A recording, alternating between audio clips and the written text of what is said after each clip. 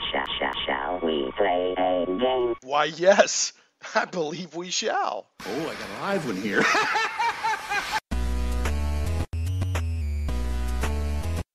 Getting geeky all up in your podcast. It's Shane Plays Geek Talk, a journey into the things we love. I'm your host, Shane Stacks. Thanks so much for pressing play. This week we have returning guest, roughly a year ago, Allan T. Grohe Jr., a.k.a. Grodog, joined us.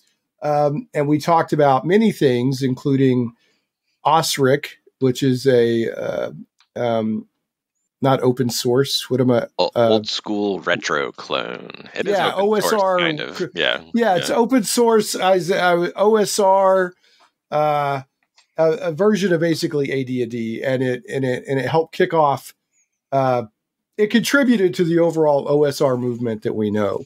And I very much consider this episode a companion to that we recorded about a year ago. In fact, I just listened to a good bit of that, getting ready to talk to you again, Allan. And I think that was a really good conversation for anybody who's interested into the history of D&D. I mean, you walked across a really wide range of really interesting topics for D&D and its history. But one of the things that came up while we were talking a year ago is that how you're a deep fan of the Greyhawk setting, which is, as I'll just go and say now, it's I think it was now Tekabel, the Empire of the Petal Throne, I think was the first setting published by TSR. But that wasn't specifically a D&D setting. That was kind of its own thing, using game, own implementation of D&D, essentially. Right. Yeah. In many ways, Tekabel was the first clone system on some level. Right. Yeah. It's actually heavily modified OD&D. Yeah. Our mutual friend, Victor Raymond, enlightened me to that. So, Victor Raymond, of course, heavily involved with Tekabel Foundation, lots of exciting stuff going on over there. Chatting with Victor earlier today. I love Tekabel, and I'll shut up on that now, or I'll take half the episode talking about Tekabel. But Tekabel has the distinction of Empire of the Petal Throne, I should say, of being the first setting published by TSR. But Greyhawk is the first D&D setting published by TSR. Based on reason. Now, there was the Blackmore supplement in 1974 or something like that. I have to go look at 75. Blackmore came out at the end of 75 as supplement 2. Right. And Greyhawk was supplement 1, which also came out in 75. But neither really had much detail about the campaign setting about the world themselves. Right. Yeah. Right. So then I actually went and looked. I wanted to make sure I wasn't misspeaking, but there was the supplement for OD&D called Blackmore, which was Dave Arneson's campaign that he had been building, out of which by working with Gary Gygax, and I always say it's the peanut butter and chocolate. It's Reese's peanut butter cups. You don't get it without the peanut butter and chocolate. You don't get D&D without Arneson and Gygax. I always say that. Yep. Even though Gygax was hugely instrumental in getting D&D out there and formalized with a rule system and all. I mean, I try not to diminish either. But anyway, so Blackmore came out, and the supplement of Blackmore actually didn't contain a lot of information about the world of Blackmore. So, and then in 1980. Greyhawk, I believe it was a box set when it first came out. It was actually not. It was a box set in was it not? 83, and then the very so before that it was not box set. Okay, that's right. Yeah, the first version was the Greyhawk Folio, and I can go grab one here, but it was a folder, and it was because the maps were too big to fit in a standard size box. So it's sort of like a classic Trapper Keeper folder. With Darlene's art and the heraldry. I was going to ask you if Darlene did if those were Darlene's maps, but yes, they were. Yeah. Okay. Darlene, of course, being she's really well known and, among D&D artists, but I think she's most well known for her maps, right? I mean, she did these, like, people always want to get a signed copy of her maps and stuff like that. So, Yeah. But anyway, so in 1980, you had the Greyhawk Folio. Right. And then in 1983, you had a box set of Greyhawk. But the point is that that Greyhawk, although I'm sure there were other campaigns around there out in the world, D&D itself came around in 74, so you had 6 years and all that. Homebrew, this and that and the other. But that was the first one that crossed the finish line as first published setting for D&D. From so TSR. That distinguishes it. From TSR. From TSR, yeah, right. Yeah, okay. Judges Guild certainly beat them to the punch on that score as well with the Wilderlands of High Fantasy and all that. Yeah. Okay, so let's further distinguish it from TSR. Yeah. Which I think that's important though, because TSR was, they were D&D, and they were. We don't have the hobby as we know it without TSR. We don't have D&D. We don't have all that. Yeah. So I think it's significant that it's the first one that they put out. And the second point, I think it's very important to point out that it was Gary Gygax's personal campaign that he had been running with his family and friends. In fact, many of the people, Big B and Melf and Tensor and all, these were people at his gaming table, right? And then so you see people. There were characters played, exactly, by folks in the campaign. Some of them were his family, his children, and others were obviously other participants. Yeah. So it's important from that distinction, but it's also it's more than just a historical footnote. As you kind of touch a little bit. We didn't spend a lot of time in our podcast. I think it was episode 264, I think. And this episode coming out, this is 274. So it's been a year, 10 episodes. You touch on it a little bit in that episode that it's just a really cool setting in its own right. It's not just a historical footnote. It has a lot of fans. It does a lot of stuff right, a lot of stuff cool. One of the things I like about it that you touched on and that other people read about, that I've read about other people talking about, is that it's an established setting, but they leave a lot of room for you to fill in your own stuff, which I think is cool. So, and I think so that appeals to, because there's a lot of people they want to homebrew. Right. They're like, I'm not buying something that I'm going to homebrew. Yeah. But there's something to be said for somebody giving you a framework to work with. That saves you some time, and then you can go in and so touch on that a little bit, if you would, how like even the hexes are 30 miles wide. So, there's plenty of room. So. Yeah, there is a lot of room. Yeah. So Darlene's maps, as you said, they're 30 mile hexes, and I've got one hanging right there on the wall. And it's a fairly large, space. So there's lots of room on the map. And the 30-mile hexes are sort of interesting when you compare it to the Wilderlands of High Fantasy size, because while Judges Guild used larger, physically sized hexes for their hex grid, they were bigger than the hexes on the Darlene maps. The scale on them was smaller. They were 5-mile hexes, which was the standard size Judges Guild used, and that many old school gamers kind of still prefer that 5 or in the OSR 6-mile hex size. So Greyhawk's hexes were 30 miles, and it creates a much larger environment to game in. And there's Greyhawk's built with a lot of space. To play with, to build and fill out and give you room for that home brewing.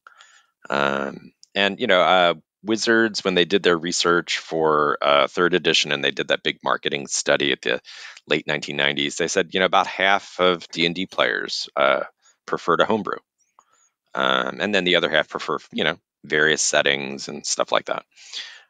So that gives room to kind of accommodate both. Greyhawk is this great kind of meet in the middle between building everything from scratch and a kind of a fully imagined for you setting like the Forgotten Realms or Dark Sun or Right. whatever. There's a lot of differences in the volume of material that was published for the various campaign settings they did. But kind of Forgotten Realms is the one that certainly had the most stuff published for it, as not in terms of novels, supplements, adventures, all that stuff. Forgotten Realms, I think and I'm not, we're here to talk about Greyhawk, but I will say for Forgotten Realms, Ed Greenwood worked on that as his personal fantasy world or whatever, even before D&D came. I mean, Right. There was a lot of backstory to it. Then, he brought it to TSR, ended up selling it to TSR. There's been so much added to that. I mean, it's a really well-developed world. There's some pretty interesting lore. It's there's some cool stuff going on. It's not just generic D&D setting, I guess I should say. It's been around long enough. I mean, it's developed some genuine lore and it feels lived in now, and it has real history and all that. So yeah, agreed. And I think Greyhawk has that as well, along with a number of the other settings TSR published over the years. But the kind of going back to your earlier point, the idea that you can take Greyhawk and you can run all the classic first edition modules and stuff in it as a campaign if you want. That's great. But there's also a lot of room in Greyhawk to be able to use it as your home campaign and build your own version of Greyhawk from play with your players, whether that involves classic modules or doesn't, or you bring some stuff in from another setting or whatever. Greyhawk kind of it has enough structure to kind of get you started, but not so much detail that you can't kind of still do anything you want with it. So, and that's a lot of what I think the the first edition modules and such really were designed around. They were designed to be modular, so you could plug and play and kind of customize it for your own use. Right. So isn't it sort of implied or assumed, I guess, if not outright said, that like a lot of the early modules were like Village of Hamlet, Temple of Elemental Evil, a lot of were happening. I mean, you could put it wherever you want, but wasn't it kind of assumed, even by some of the references that it was in Greyhawk? Yeah, that's right. So a lot of those classic modules, some were explicitly sort of intrinsically set in Greyhawk, like Hamlet and Temple of Elemental Evil. Others were designed as standalone tournaments or personal campaigns from people at TSR, and then were given homes in Greyhawk and kind of incorporated into the lore of Greyhawk at the time. And that sort of a creative process is really kind of what D&D does in general. We were talking a little bit about Norse mythology, before we started recording, and Norse mythology was part of the original set of gods in Greyhawk, right? Before the Greyhawk pantheons got published in Dragon magazine and later in the 1983 box set.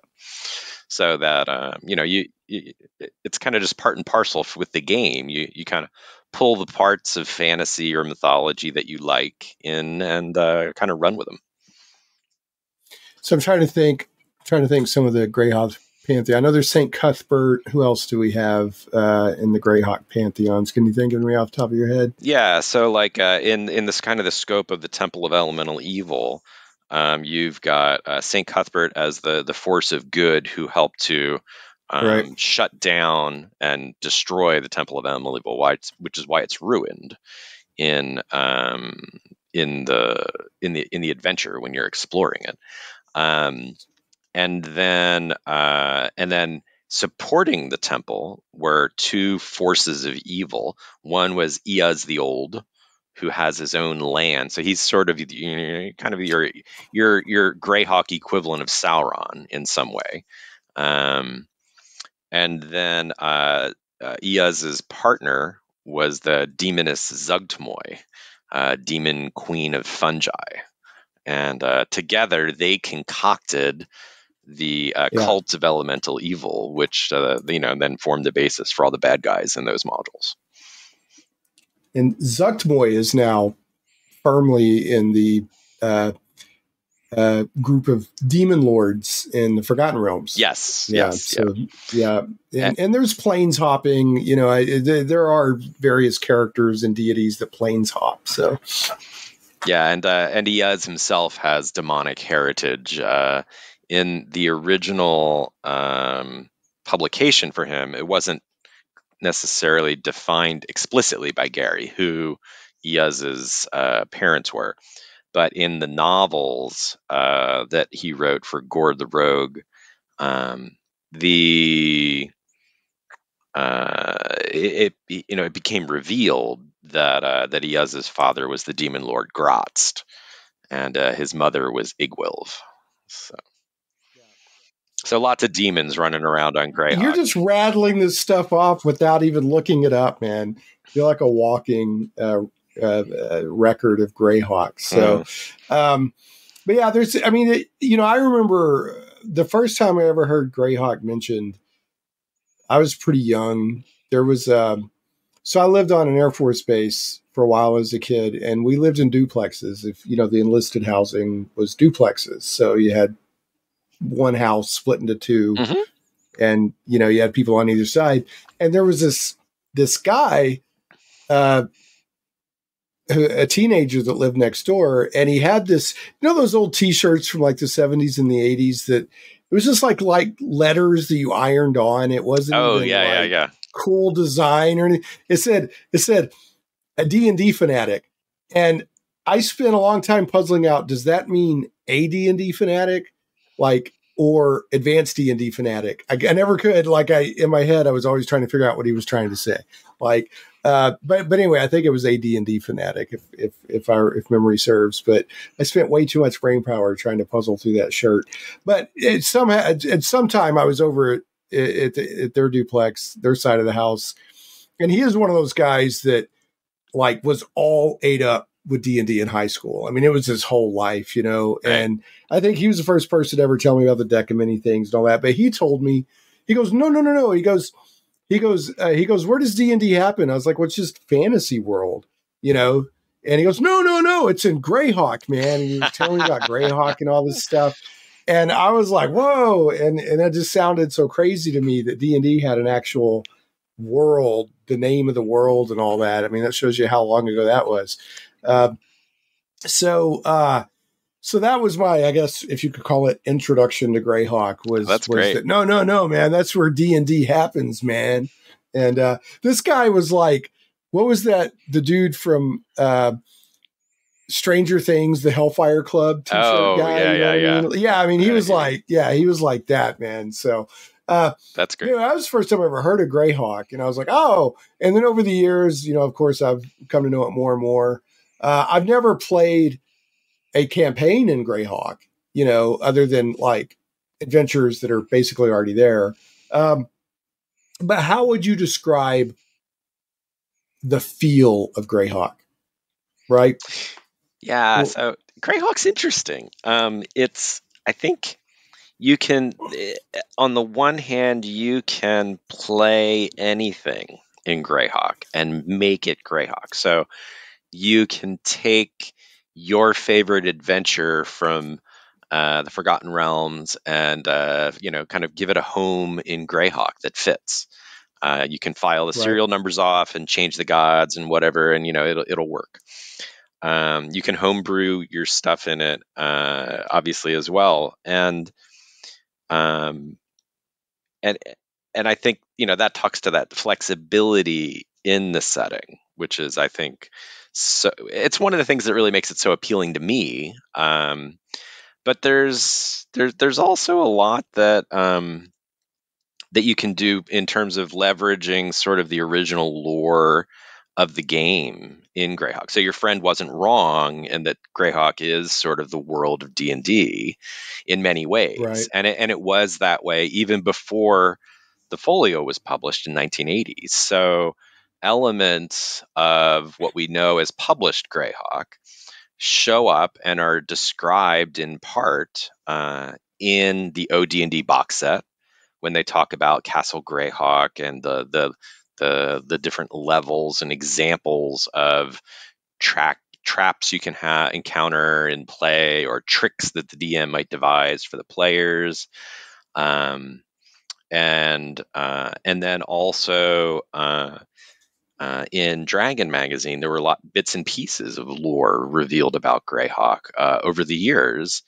And then as sort of, through the beauty and wonder of the internet, and sort of access to better research tools and capabilities than just the old Reader's Digest books that are a periodic guide to Reader's Guide to Periodic Literature. From you'd look stuff up in the libraries and print back in the day.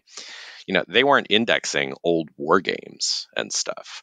So They didn't know that Gary wrote some short stories in these wargaming magazines in the early 1970s to help promote D&D, and they were describing adventures in Greyhawk.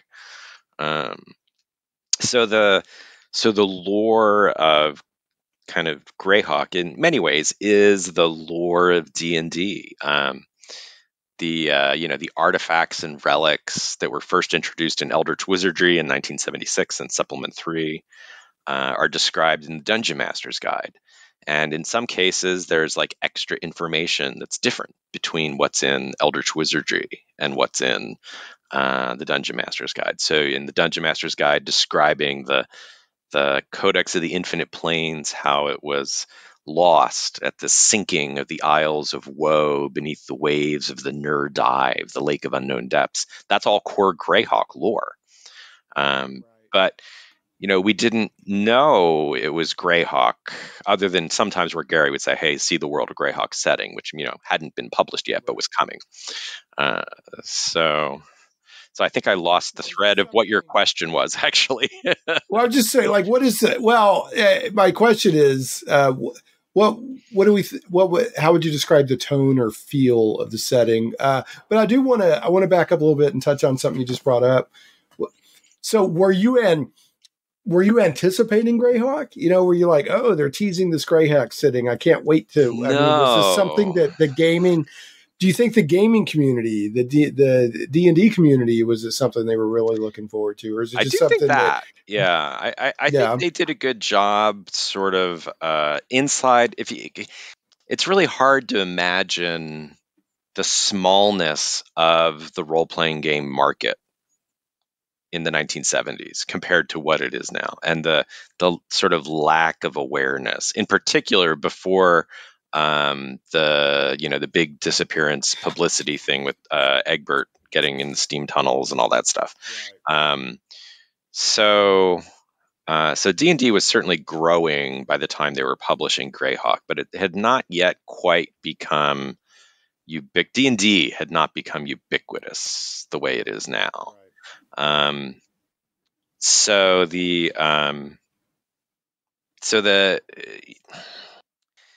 I think fans were looking forward to it, but the number of fans who were out there who read The Dragon, which is what Dragon Magazine was called originally, and who would be a smaller group than what people who know D&D in 1985 by orders of magnitude. And then the number of people who read these wargaming zines that Gary was publishing these short stories in was even smaller. They were like subscription bases of 100, 200, 300 people. Maybe there were more, but they were still not a lot in comparison to what we know from Dragon Magazine's heyday, for example, where they were subscribers, where there were 120,000 subscribers in a year and more, growing over time. And so, right. So I think there was anticipation for Greyhawk, but it would still be a much different level of anticipation than what people would look forward to stuff now. So it doesn't sound like people were clamoring for we want a setting from TSR. I mean, yeah, it's yeah.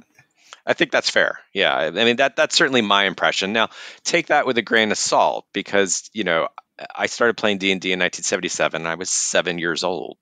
So Right. I True. didn't Yeah. I didn't know anything about Dragon Magazine except that it was mentioned eventually in the Dungeon Master's Guide, or at the back of the Player's Handbook where you can, get stuff and whatnot. So That's fair. I Yeah. was not anticipating Greyhawk. I didn't know Greyhawk existed except through the little mentions in the books, and I didn't pick up my first edition books until 1980. And at that point, when you're reading the Dungeon Master's Guide cover to cover, as one does as a small child, Right. Yeah. I mean, obviously. I mean, that's as American as baseball and apple pie. At 10 years old, you get your Dungeon Master's Guide and you read it cover to cover. Yeah, exactly. But I got, that was my first exposure to Greyhawk, was the DMG and the Player's Handbook and such. Right. And then I would go back and try to find information once I discovered Dragon Magazine, which was fairly soon thereafter, and try to find old issues with Greyhawk lore and stuff in them. But I certainly didn't know Greyhawk. The world of Greyhawk was coming. I didn't know that. I was not, anticipating it, as some people probably were, certainly. But I just don't know what the real anticipation was in the marketplace for it. So zooming in on the setting itself, like, I feel like a lot of times when people think of Greyhawk, if they're not super familiar with it, they think of, there's that wonderful piece of art on the box set from 83 or whatever, yep. Where it's got the knight charging across the field with the pennant on his lance. And yep. Yeah, exactly. That right there. Yeah. And then you got the castle in the background. And then you've got, when you look up if you just type in Greyhawk and get your image results, there's a lot of artwork like that, the sort of chivalric knights, this, that, and the other. But I don't think that, Greyhawk is it's multifaceted. It's an adventure world with lots of different kinds of adventure. It's not King Arthur, which is kind of what that would make you think it might be. Right. But they've continued that, like a lot of the art continued that kind of feel. But it's much more of a, I hate to say standard. What is the word I'm trying to look? It's a fantasy world that has a lot of different types of societies and adventure in it. Yeah, it's not just chivalry. Yeah. I would say Greyhawk is kind of more. Some people say Greyhawk's not high fantasy, and I don't think you can have all the artifacts and relics of the Dungeon Master's Guide in your world and not be high fantasy. It is high fantasy, but it's not just high fantasy. You've got your really strong pulp roots with an old school swords and sorcery. So, Cthulhu gods are in Greyhawk in the original campaign, alongside Crom from Howard, or the Norse gods from Norse mythology, and Zeus from Greek mythology and stuff. So, in many ways, Greyhawk was a sort of a smorgasbord that the game itself is, in that way. But yeah, from a tone and feel, I think of Greyhawk as sort of you can play adventures or campaigns that have very different feels, vibes of play from each other, but still be Greyhawk. So you could run a high chivalric Knights of the Round Table-ish kind of game using some of the knightly orders, if that's what you want to do. And you can be kind of doing the Crusade of Good against Iaz coming out of Furiandi or somewhere like that if you want. At the same time, you can have a very Lankmar-like, Fritz Lieber-inspired, gritty thieves campaign set in the city of Greyhawk or its rival city Divers or something like that. In fact, the the main character from Gary Gygax's Greyhawk novels was a Gord the Rogue. Yep. It was a thief. Yeah. Right. And if you read, I think I've read this was Saga of Old, whichever the first one was. Saga of Old City. Yep. Saga of Old. That doesn't feel like chivalry knights at all. That feels like more of a grittier, absolutely. like you said, Lankmar kind of adventure. So I think he wrote like 5? How many? He wrote a few books. Wrote several. 1, 2, 3, 4, 5, 6, 7, I guess. Yeah, 2 with TSR and then 5. 5 with New Infinities. Yeah. So how many of them had Gord? I know they were all Gord. Yeah. All Gord. So that Gord series of books is all Gord. The one's penned by Gary. And then TSR continued the series after Gary was kicked out of the company. By having another character sort of have the logo and flow, not the same story, but a new storyline was developed for the Rose Estes novels, the Master Wolf and others after that. So, but they're completely, not different. Gary's Greyhawk. Yeah. Right.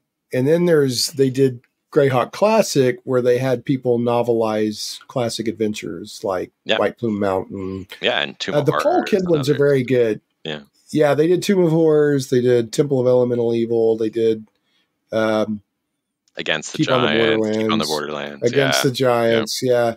My 3 favorite of those, I think it's Paul Kidd was the author. There was White Plume Mountain, Queen of the Demon Web Pits, and those were a good mix of like somebody who genuinely loves D&D, like classic D&D, but there's also a lot of humor in them as well. So I don't know if you ever read them, but I haven't read those ones yet. I've got a few of them. I don't think I have all of them. That's one of the nice things about Greyhawk. There is enough stuff that you can keep you occupied for quite a long time. But I did read Tomb of Horrors by Keith Strom, which I really enjoy. I've read that one twice. Yeah, that one I really wish that in that story he spends a lot of time kind of getting to the tomb. Yeah, I agree. That's my only critique is that it's like the tomb feels abbreviated because he spent so much time setting up. Why are they going to the tomb? Yeah. I loved all the stuff he did leading up to the tomb, the sort of the omens and things that they were kind of experiencing on the way and whatnot. That was great. And then the tomb was so abbreviated in comparison. It's kind of like it felt like it should have been 2 books. Maybe that's what they said. No, you got to do this in 1 book after he was doing 2 books. Who knows? But the main thing I remember from that one is obviously they were in the tomb, which I never get tired of the Tomb of Horrors. Tomb of Horrors and White Plume Mountain, the quote unquote funhouse dungeons that don't make any sense. It's just challenge the players. Right. I never get tired of those. I just love the whole feel of them. But yeah, there was, you would remember the name of the author. I couldn't remember off the top of my head, but he had worked in a like classic AD&D style monk as one of the bad guys. I don't know if you remember that. Oh, yeah. And I love that, and so I really liked that a lot. I mean, that's what's cool about those novels. They're very evocative of, I don't know, nostalgia or just what D&D quote unquote used to feel like to me, I guess. I don't know. I don't know if I'm putting it right. So, anyway, those if you haven't read the Paul Kidd novels, I definitely recommend those. They're very good. So I'll definitely take a look. I've got a few on my reading pile, so I can make sure they one of them makes their way in there. I'm sure. Yeah, I enjoy it. I mean, they do. He works in like all the crazy stuff that players do at the table. His main characters will do with like completely loopholing and using the portable hole in some way it should never be used for, but you can't really object, right? I mean, and he's going on some adventure. He gets put on the main guy gets put on an adventure with some other people, and he's like, "Oh, great! Here comes the guy with the 10-foot pole, like making fun of him and stuff like that. Like he's going to be the pocket. It's going to be that guy who checks every 10 feet in front of you. Every little thing, right? Yeah. So anyway, that's all right. fun.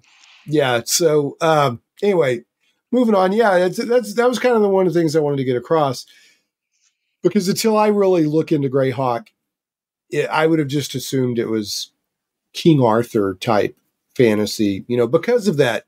Because sometimes box art or fantasy art becomes so iconic it can work against you, right? Because that is that, like, people misuse iconic these days a lot when they really mean something else. They'll say this is iconic or that's iconic, and iconic means it represents something else. You immediately think of something else when you see that. Like even the icons on your computer desktop, they're supposed to make you think of something else, right? Exactly. Right. Yeah. So, and when I see that original Greyhawk art, even without the Greyhawk logo on it, I'm immediately thinking about Greyhawk, because that image is just out there. Right. Yeah, so that makes sense. But I don't think it's great art, but I don't think it represents well what Greyhawk is. So, and I bought the, like I said, I've got a copy of the box set, or I did at one point. I remember I was reading through it, and it's very, like you said, it's, this is the 83 version. I know they've done other versions since then, where like page after page after page, it's almost an atlas. It'll be like the Grand Duchy of this or this or that. And it's just a couple of paragraphs telling you about it. And then it moves on to the next area. And then so there's plenty of room to do whatever you want with it. I mean, each country gets a little stat block. Right, exactly. And then there's 1 to 3 paragraphs of history about most of them. Some of them are a little bit longer, like the Greyhawk one itself, but most of them are pretty short. Well, so you're part of what you're asking with this idea of, is Greyhawk chivalric fantasy or high fantasy or pulp fantasy or kind of swords and sorcery? I think, obviously my answer to that is yes. It's all of those. It's kind of whatever you want it to be. But there have been some fan essays written sort of talking to what is Greyhawk over the years. And in the early Greyhawk fandom, a lot of fan efforts coalesced around America Online, so talking about dating us, in the 1990s, and around email listserv discussion group called Greytalk, which came out of MIT and then eventually got migrated. And Greytalk still exists, although it's not. I think it's still technically the listserv still exists, but it's basically migrated into Discord forums and Cannon Fire fan forums and stuff like that. But in any event, there was an essay written by one of the Greyhawk fans in the late 1990s, who no one knows who it is because everybody was still just online usernames back in the day. And it was written by somebody named Nightscreed. And they wrote a piece called The Grey and the Hawk. And it was kind of positioning Greyhawk against the Forgotten Realms. And this was sort of historically, this is in a time when Greyhawk had not yet been revived at the end of the 1990s through the Paul Kidd novels, the 25th anniversary Greyhawk publications, Greyhawk: The Adventure Begins by Roger Moore, etc. So this was sort of, there was a lot of Greyhawk advocacy among online fans trying to get Greyhawk back. And there was a lot of anticipation when Greyhawk was finally coming back at that time. I know that much, at least, from being involved in it in that era. But so at that time, there was anticipation. There was People quite a bit. Right? Yeah. And there was a lot of anticipation for Greyhawk products once it was established as a setting.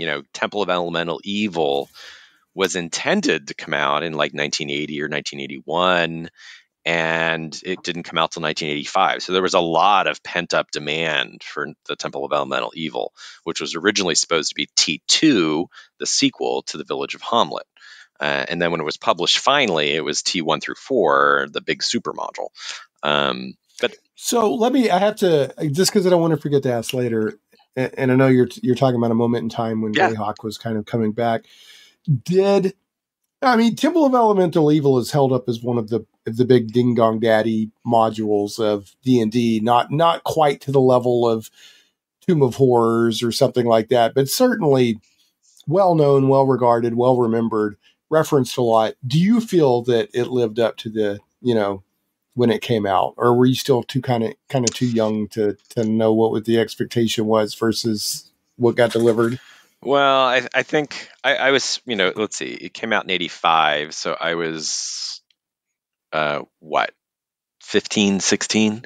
I certainly wasn't very critically aware of TSR publications at that point. I didn't have a perspective to look back on them. I certainly didn't have any literary training yet, all that good stuff. But I bought it. I bought most things TSR published back in the day, kind of sight unseen if they caught my eye.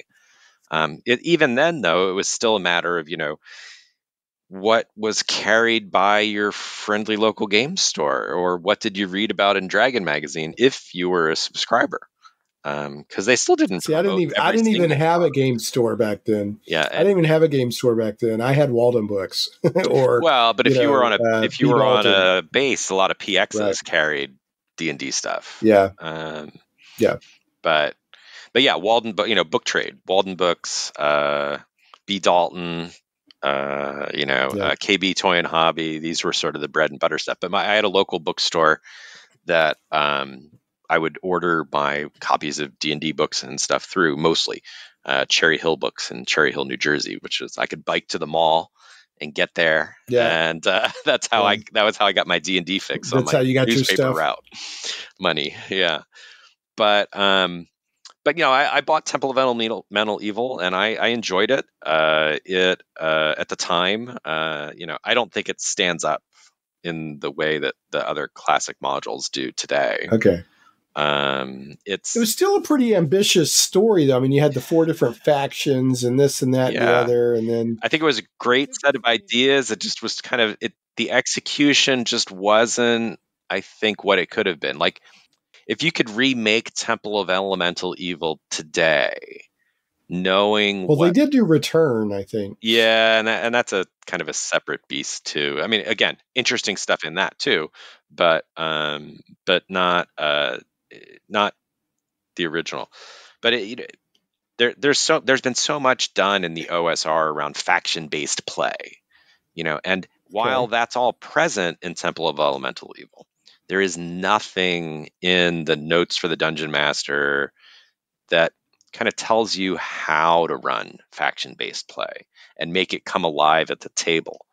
And yeah, because you had 4 different, basically, cults under one kind of uber really cult, 5. Right? Yeah, exactly. 5? Yeah, because you've got your 4 for each of the elemental temples, and then you've got your sort of overall elemental evil cult, or you've got the kind of or you've got the secret cult behind it all with Iaz and Zuggtmoy, So, yeah. So, but what's interesting about all that is that as interesting as detailed as all that is, I still bet most people that played back then, right, when Hamlet came out, and then still remember the Moathouse maybe better than some of the details, because the Moathouse just for some reason captured. We're talking about the Village of Hamlet adventure. That's kind of a prologue to a great introductory adventure still today, I say. I mean, if you're just introducing people to, just as good as Keep on the Borderlands, in my opinion, for introducing people to D&D, where you go to the Moathouse and is it a giant snake? I think that you deal with, isn't there also a crayfish? There's a giant crayfish at some point. Crayfish in there. Yeah. There's bugbears. There's an ogre. There's those horrible killer frogs that get you. That swallow you. Yeah, they swallow you. Yeah. So I feel like that a lot of people, and like I said, Temple of Elemental Evil is not a terrible adventure, but I feel like a lot of the nostalgic feels and I'm including myself in this, is because it also gets overlapped or conflated with the Village of Hamlet and the Moathouse and all that. Yeah, so, I think that's fair. Well, and people who were playing TSR Adventures back in the day would have played the Temple, the Village of Hamlet, and been waiting for the Temple of Elemental Evil.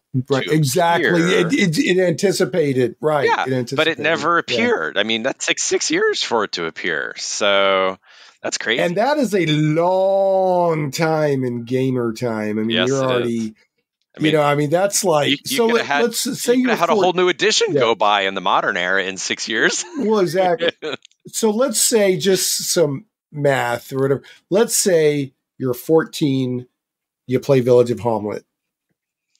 If Temple of Elemental Evil doesn't drop until you're 20, you're in a whole different phase of life. Right. Now, you may still be gaming, you may not, but you're probably not sitting there waiting, rubbing your hands together, waiting for Temple of Elemental Evil. So people built their own as homebrewers. Right. If you wanted a Temple of Elemental Evil sequel, you had to make it up on your own or take something else that's been published and slot it in and say, that's my Temple of Elemental Evil. That's the Temple of Elemental Evil. Yeah. Well, it's still a nice milestone, whatever you want to call it. People remember it. People reference it a lot.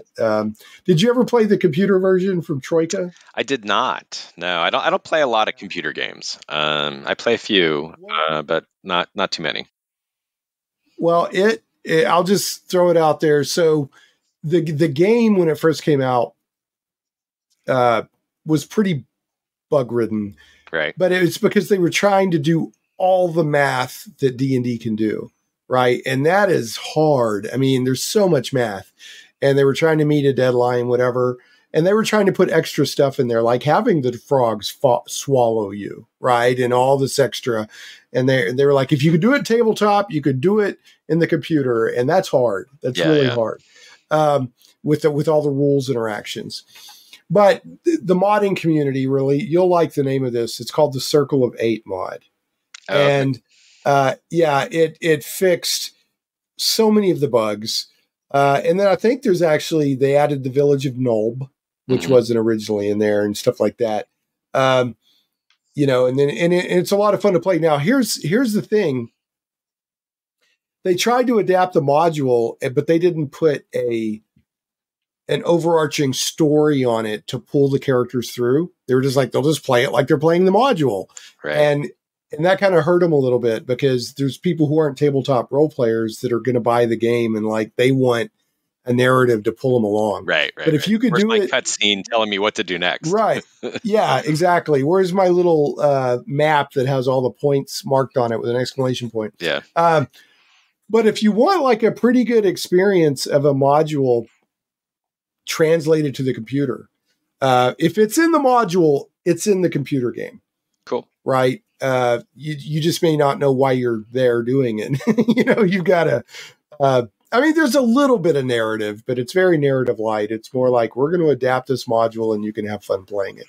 But I go every few years, I'll load it up and play a little bit longer. My characters are in one of the elemental temples. I couldn't even tell you which one. Here's my characters, and I clear a few rooms, and it's got wonderful turn-based combat, and I love turn-based combat and computer games.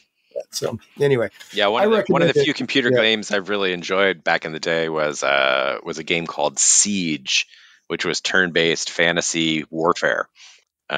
So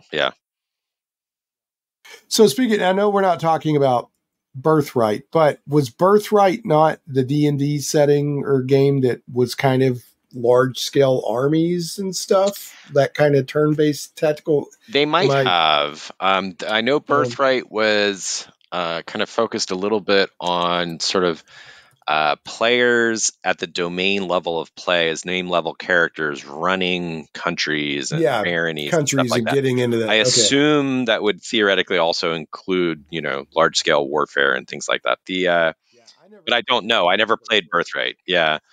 Battle system was the rule set they put together. That's what I'm thinking of. Yeah. Battle system is, So, the battle system is for like large scale armies. Yeah. Not just. And that was sort of basically a a successor in many ways to the origins of D&D, which grew up out of chainmail.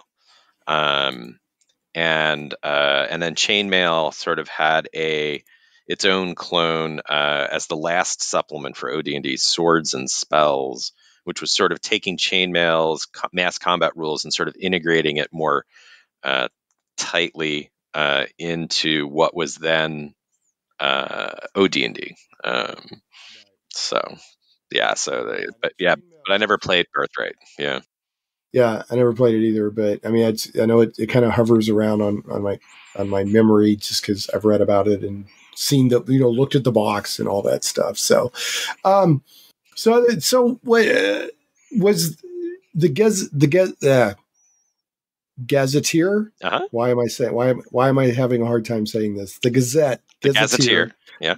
The Gazetteer, was that like more Mystara, or was that doing Greyhawk stuff, or both? So it sort of was both, the way TSR sort of used it. So when Greyhawk was published in the folio in 1980, it came with just one book, not two, like we're in the box set. So that was the Gazetteer book.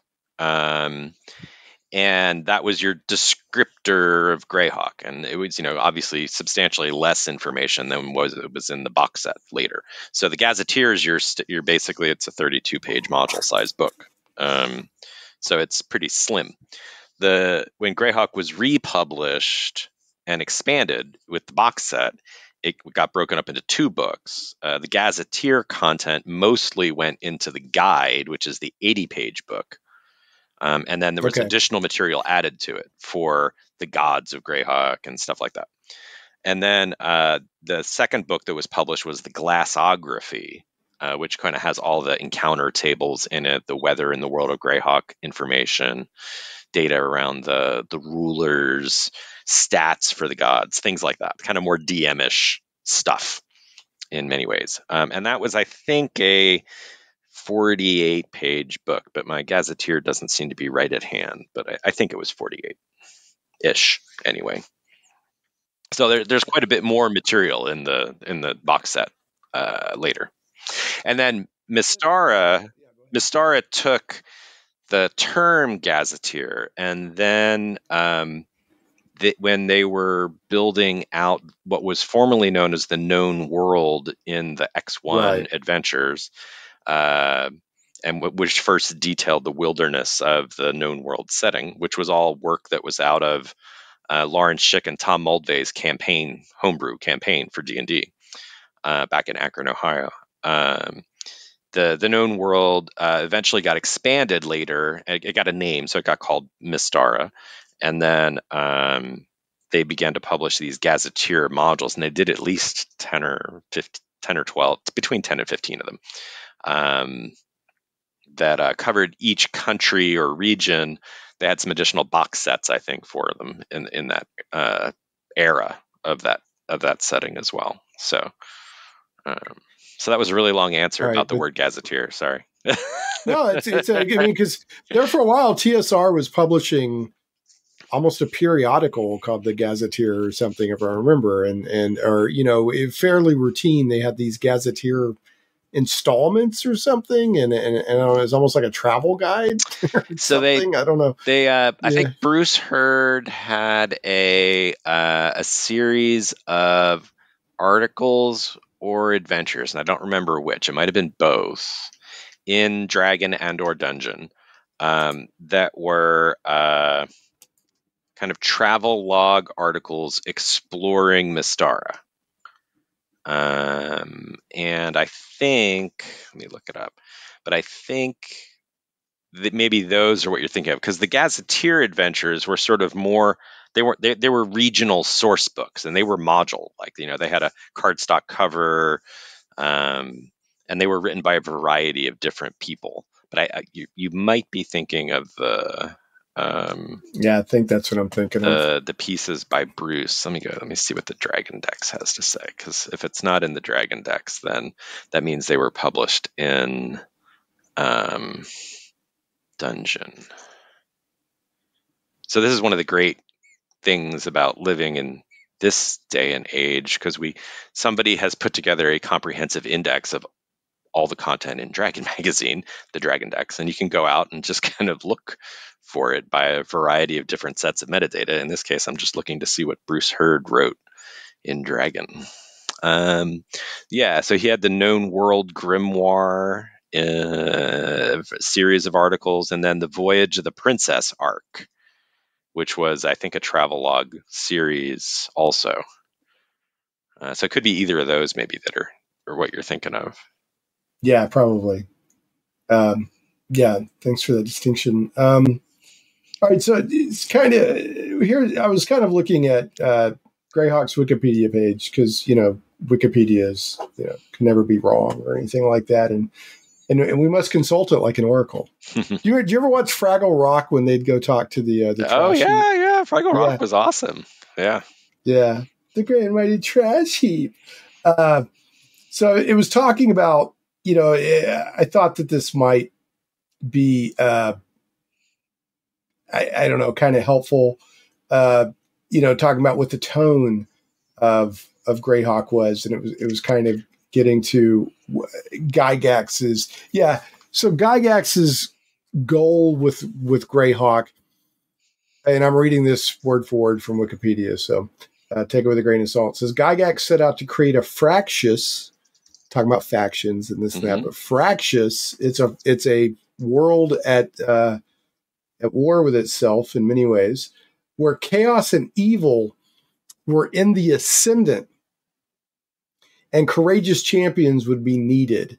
And so I am not saying that it's Lord of the Rings, okay, but it's that there's that kind of like evil's on the rise and heroes are needed. It's not just we're sitting around and we're bored. Let's go find some adventure, right? I mean, this is kind of how he staged it, and then let it, and then said, okay, let's get going. And then, so if somebody else wants to play Greyhawk differently, they can. Okay, I'm just saying that's kind of how Gary presented it. Whereas, like, there's bad things going on out there, and it's not just about let's get the gold out of the dungeon. Like, there's bad stuff happening. We have to do something about this. And then, to support it, he wrote an outline with thousands of years of history, to the campaign. And then, like you said, you've got all these countries and regions and this and that and the other. And then what this I've never quite understood with Greyhawk. Maybe you can help me understand. The Flaness. Mm-hmm. Is that just a generic name for the world? What is the Flaness? No. Okay. So I'm just making a quick note about Evil Ascendant, so we can come back to that. So the Flaness is sort of, in short, it's the area of Greyhawk, the subcontinent, depicted on Darlene's map. So the Flaness is named after the Flan, who are one of the human cultures that are one of the original settlers of that region. And you don't really learn about the Flan as a group until the box sets comes out. Well, I mean, it was previewed in Dragon Magazine a little bit, but until the box set comes out. So they're kind of talked about a little, but you don't get much detail about them until the 1983 box. So the Flaness is this area that we all know of as Greyhawk. That's what when you say Greyhawk, you're really talking about the Flaness in many ways. Now, the Flaness is situated on a part of the continent of Oeric, and that's depicted in both the 1983 box set in a regional map, as well as in the original folio here. So this is that map, and there's a reproduction of this. And then the Flaness area is this zone over here. I can't do this on the screen very well, but it's this zone here that's on the Darlene map. And then all the rest of this is Western Oeric, and that's not detailed, but it's left there for you to homebrew and expand into, and go south to the Seven Seas or whatever. And then so that's Oeric. That's the big continent that we know about. And that's described and talked about in the Gazetteer, in the folio, as well as at a very high level in the folio and in the box set. And then the world of Greyhawk, is called Oerth or Earth or Oith, depending on how you want to pronounce it. Oerth. Yeah, right? Oerth. Yeah. Okay. So that's what those names kind of all mean. I do know that, I want to go back and give another shout out to Darlene. Her map is, I don't know, people just hold it in this incredibly high regard, this map that she did. So if you haven't seen it, go look it up online. It's an amazing map, especially for 80s, like 1980. Yeah. I mean, it's for a fantasy RPG map in a gaming product, it's really, really nice. It's still the gold standard. So you were asking a little bit about this idea of evil ascendant, and that's part of some of what makes Greyhawk a little different thematically from the Forgotten Realms or from other fantasy settings too. So the Temple of Elemental Evil is sort of coming back after having been defeated 10 years earlier. So in the background for Greyhawk, the Temple of Elemental Evil gets sacked, the demoness Zugtmoy gets imprisoned in it, and the cult gets basically vanquished and destroyed, theoretically. And the setup for the village of Hamlet is that it's 10 years later, and bad things are starting to happen again that seem really familiar to the people who were dealing with the Temple of Elemental Evil 10 years ago. So so in the microcosm of the area around Hamlet, which is situated in a small viscounty called Verbabonk in the land of Valuna in the Flannas. I love people because it's audio podcast, so people can't see this, but I love how you keep looking off at the map. Yeah. You keep saying, it's set it, and you keep looking over at the map. Yeah. And I love it. You have the big map on the wall you're looking at. So, yeah, it definitely helps from a reference point of view, just to be like, okay, well, where am I? But so I have to ask, and we'll put it. I know that you're saying, it's 10 years later. Does Greyhawk feel real to you? Obviously not you're deranged in your mind, right. But I mean, you know what I mean? Does it feel real to you as much time as you've invested into it? I guess, yeah, it's very easy for me to suspend my disbelief. And that's a good way of putting it. Greyhawk. You talk about it like it's real. Greyhawk is kind of second nature to me in sort of its lore, what it does, its gods, all that stuff. When I talk about, I've been playing D&D for 47 years, so that's a long time, and like 44 of that, I would say, has been kind of pretty darn focused on Greyhawk. So yeah. I mean, Greyhawk's not real, but it's an easy place to escape to.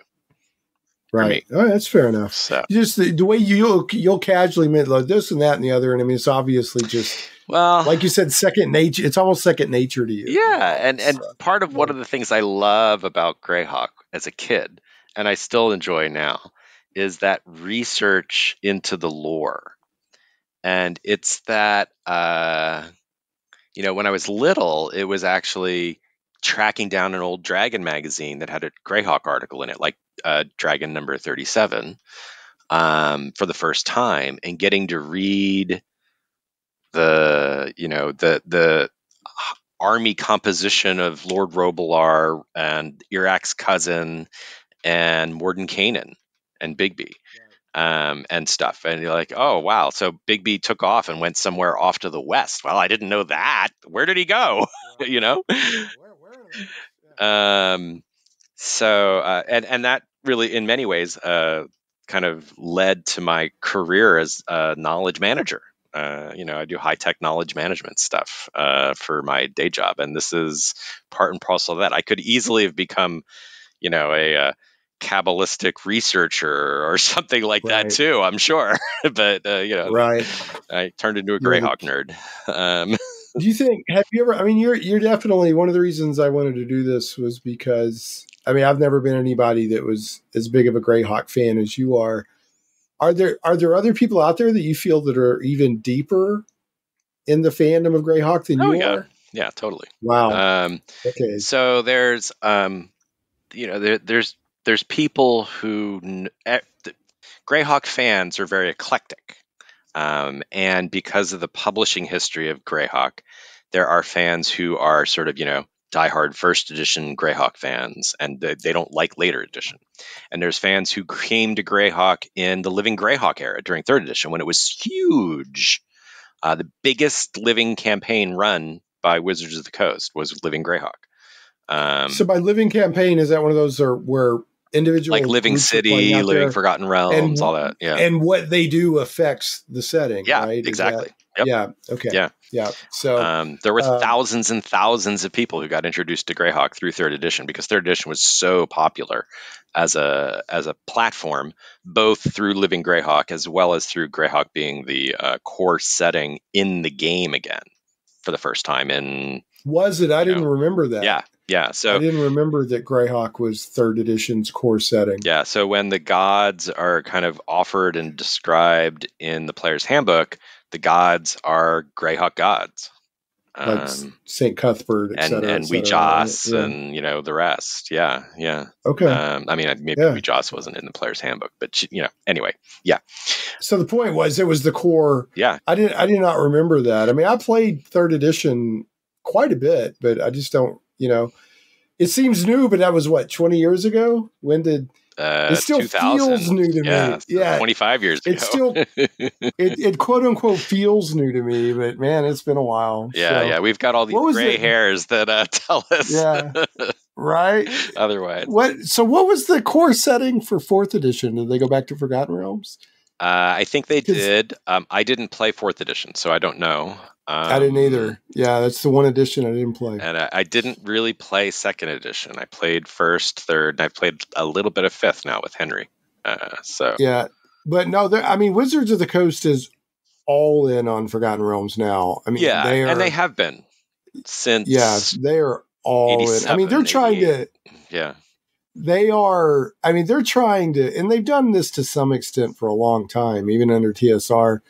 But they're trying to go after the IP, not the game. They really want to keep pushing that IP of the Forgotten Realms. So they're all in on it. I mean, all in on it, which I'm not necessarily opposed to. I mean, like I said, if I'm going to play D&D, I'm not immediately going to go, I want to be in Forgotten Realms. But it's not a bad setting. Oh, it's a good setting. For a long time, I turned up my nose at it because I was like, oh, it's the official whatever generic. But the more time I've spent in the Forgotten Realms and reading the lore, and I'm like, it's a pretty cool setting. I don't like how they keep. One thing I don't like is kind of like what happened to Dragonlance. They've slapped the setting around so much. Like each time a new edition comes along, they kind of fundamentally change Forgotten Realms, right? And that I don't like that. I mean, I see why they're doing it, but like I love Dragonlance was my, I was a big Dragonlance fan. They've slapped that setting around so much. I'm one of those old curmudgeons that's like, the original Dragonlance is the good stuff, because they've just changed it so dramatically over and over. But anyway. And the same things happen to all the settings, to one degree or another. I mean, Greyhawk had its reboots and its changes. And from a sort of a gameplay point of view, there's changes that kind of matter about how you, what is the nature of the Great Kingdom? It's a force of evil in all of the versions that have been done. But once From the Ashes came out in the wake of the Greyhawk Wars box set, the Great Kingdom, it's ruled by undead now. So, but I don't like that. I think that's stupid. So I don't do that. But there's other stuff that I did like that was done with the setting from second edition changes and things that are cool. One of the things I think that, you kind of, as you get a little more critical perspective on this as you get older, you kind of pick and choose what you want to do. And you define your own canon. You really can. I mean, it's your table, Yeah, exactly. your group. Do what you want. Yeah, do what you want. I mean, so getting back to, I sidetracked us. We were talking about Evil Ascendant. Yeah. And you were making the point that in fact, in the computer game for Temple of Elemental Evil, the opening cutscene is the big battle where they defeat it 10 years ago. You got all these wizards and this Prince and that, Drommel disappears. Right. Yeah. Right. Because he was kidnapped by the bad guys. So they cast down the evil 10 years ago. Now it's 10 years and evil is on the rise again. Right. And you were talking about Hamlet is like, people are like, this seems kind of familiar. Right. So that was the Put point out the where call I for interrupted adventures. And that's your start for the classic start for the Village of Hamlet. Right. So in that particular region, evil is reascendant. In other areas of the Flanas, Iaz owns a country with his own name branded on it, and he's a force of evil there, and he's a demigod. Yeah. Yeah, you mentioned earlier in the discussion, Iaz is one of the main baddies behind the Temple of Elemental Evil. Yeah. Has a demonic parentage, something like that. So so he's so in Greyhawk he's a demigod. He's powerful, but in the lore later it's revealed that he's a child of Igwilv, who's this evil archmage. She conjured and bound the demon prince Grotst in Lost Caverns of Sajkanth, which is one of the classic adventures published and written by Gary. And then she fathers Iaz, with him. Right. So again, we have this wonderful lived-in setting. Yeah. Right. I mean, it's got all this. It's lived in. It feels like history. Genuine history. It's got people. Yeah, it's got like movers and shakers history. and flavors and stuff. So this idea of evil ascendant is not, it can be very local around Hamlet. Evil is reascendant in the cult of the Temple of Elemental Evil. It can be kind of more national around the idea of, Iaz as a evil demigod rules this area of the Flanas. There's another evil country called the Horn Society. The Great Kingdom is sort of now evil in whatever way you want to, whether that's ruled by undead or from second edition, or it's just, they're all crazy and, driven insane by demons in first edition. So evil can, very much be ascendant. And that's part of the set of distinguishing criteria that were sort of codified in this essay, The Grey and the Hawk, by Nightscreed back in the day. Evil is on the rise, but fighting against it is not just people who are good, but in Greyhawk there's this idea of militant neutrality, balanced neutrality, neutral as not a namby-pamby, not picking good and evil, law and chaos kind of non-choice, but active neutrality. And if you kind of delve, like, I'm not going to let either other side I'm not going to let good get too strong. I'm not going to let bad get because they're equally bad in the grand scheme of things. Okay. Okay. Interesting. That from the neutral person standpoint, yes, is that what you're saying? Yes, yeah, exactly. Okay. Right. Yeah. It's just as bad to have chaotic evil demons running around ruling the world as it is lawful good angels, from a neutral standpoint. Right. Because they, well, and that, kind of zeroing back on, back to this Wikipedia page on Greyhawk, going back to Gary Gygax, he wanted to create this rich, like there's all kinds of different regions and countries and this and that and the other. But it does say that for the same reason he had created a variety of geographical, political, and racial settings, which I think, again, was pretty advanced for late 70s, early 80s. Yeah. To have a rich tapestry of a world like that. It's an American melting pot in many ways. Right. Exactly. Yeah. I mean, it's a rich setting. It's not Dark Sun and I'm not down with Dark Sun, but I'm saying there's not just one overarching thesis. It's not a one-trick pony. Right. Yeah. Right. But in addition to creating geographical, political, and racial settings. He also strove to create a world with some good, some evil, and some undecided areas. Says he felt that some players would be happiest playing mainly in a good country and fighting the evil that arose to threaten it. Others might want to be part of an evil country, and then still others might take a neutral stance and simply try to collect gold and treasure from both sides, which is slightly different from what you were saying. Is like some people are like, no, I'm not letting good or evil, either one of you, get too much influence. So, so since we're talking about this, here's a question, and I'm not trying to. One of my favorite ways of putting this, I'm not trying to put two crawdads in a jar and shake them up and make them fight. Okay, this isn't. The question isn't from that perspective. It's a scholarly question. Sure. So, in recent years, there's been more of a trend among D&D players to make alignment more relative. Whereas, most of my D&D history, for me, alignment is a cosmological force that was baked into the forces of the universe by the gods, right? Right. Other people are like, no, I'm not good. I'm not evil. I'm not whatever. My actions kind of will tell you what I am, not an alignment on a character sheet. Would you say that Greyhawk lends itself more to, it's a cosmological force like gravity. There's good, there's evil, there's neutrality. Or would it play, would the landscape of Greyhawk, all the wide patchwork tapestry of stuff that Gary Gygax put together and others, would it work just as well with relative truth, relative alignment? Does that make sense? I think it does. I think any good setting would be able to work with either set of alignment mechanics, I think. Okay.